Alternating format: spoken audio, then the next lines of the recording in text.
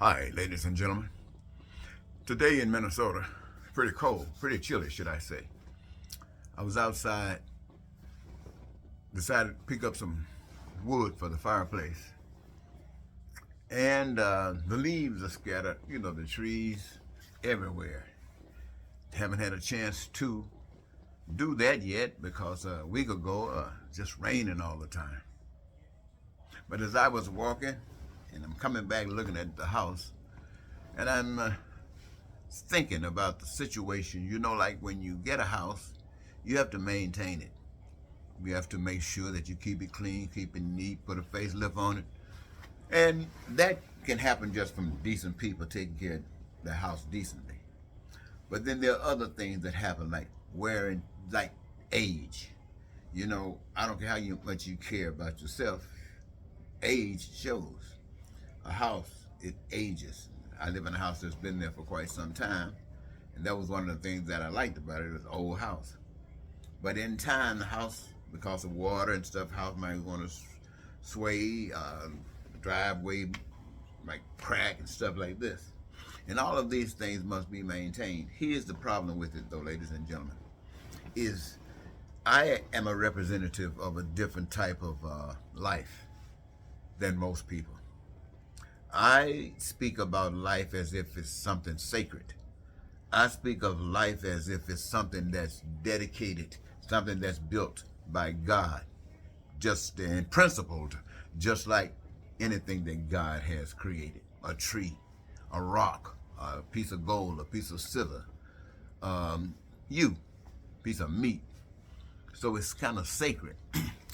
And I look at human beings and what they require for survival and those kinds of things that bring joy and excitement to their lives. And I recognize this, and it's very important to me that people get a chance to experience these things, because these things represent what I understand as the blessings of being a child of God, a child of God that have chosen God's way of life.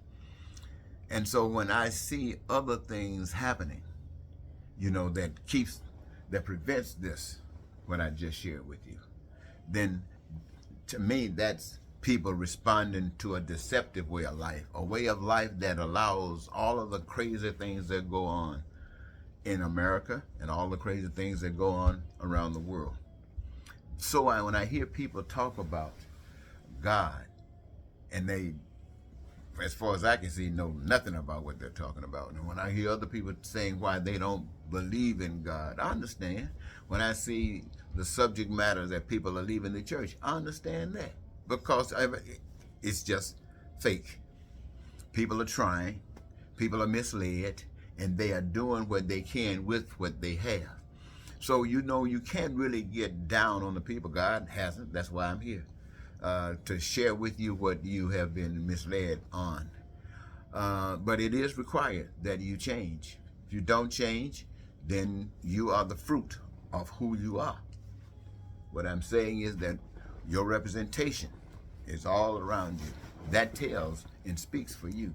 So when we see crime and violence, when I hear, I was really amazed when I heard Christie, ex-governor of New Jersey, who's running for president right now, who's trying to defeat Donald Trump. And he was speaking to some Republicans, and he was telling them about the crookdom of Donald Trump and how despicable he is. And the people booing. And he just said it was just absolutely reprehensible that all of these people out there call themselves intelligent people, smart people, and all of this and all of that. And they sit there and accept these lies. They walk in this deception and spread this deception around here, and really disgusted with the truth. We don't want to hear the truth. He said it was reprehensible. Well, see, what that actually speaks to, ladies and gentlemen, is the way people are.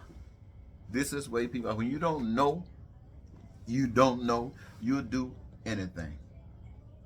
So Donald Trump, what Donald Trump is doing, Donald Trump doesn't know any better. People say he should. Well, yeah, we all should, but we don't. And why don't we? Because we've been misled. We've accepted the teachings of others rather than reaching in within to find the truth. The truth is in there. There's something that's said. If you want to know how to treat other people, know how you want to be treated.